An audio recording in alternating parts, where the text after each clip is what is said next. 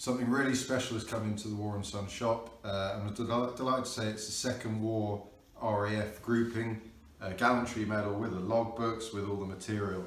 And really, when you try and pick out what your favourite things to see and handle it, for me it does come down to these. There's other wonderful areas, but here you've got so much reading material and things that you can really precisely drill down into and find out more about, and it informs history. But here you've got everything. You've got newspaper cuttings, you've got squadron records, the all important logbooks, all the other booklets and certificates and photos.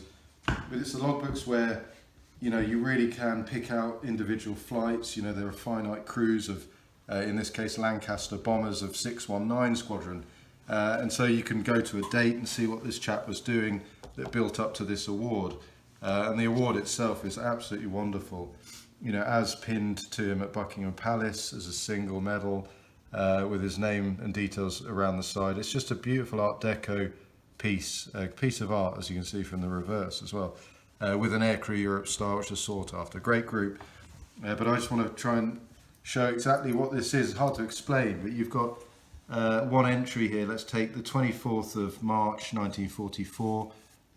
He's in there as a mid-upper air gunner in a Lank, and he's put operations to Berlin, and he's put in brackets, one engine on fire, came back at 16,000 feet, that is, from target. And you think, right, that's quite good for a logbook. There's a fair bit of detail, but blow me, if you want to drill down further, you can, because what Mr. Fleetwood has done is he's put together an amazing scrapbook. So it's taken details of the flight itself. So these tally with the logbooks. He's put in to this scrapbook. He's put in the newspaper cutting. So even just this one flight, you've got all of these contemporary articles at the time.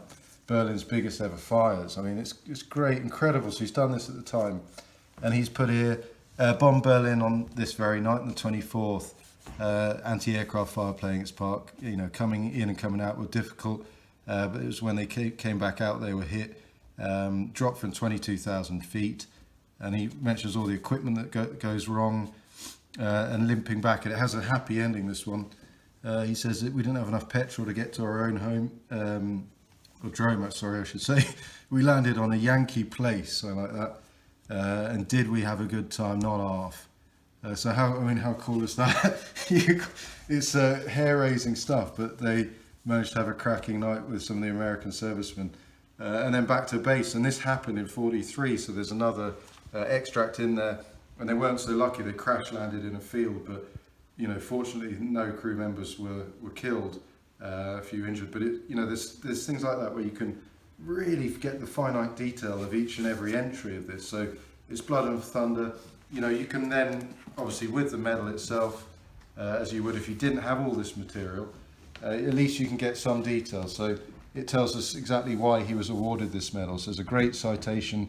It mentions that he's an enthusiastic air gunner who's assisted in damaging 2 enemy fighters. So there are specific details within the research you can add to this. But blow me, you've got as much as you could ever hope for. So a tremendous group. We're very lucky to have it, and provides insights into Bomber Command and some of these missions that historians just won't have the detail of. There's some tremendous stuff there, and all from a focal point of one man, one crew.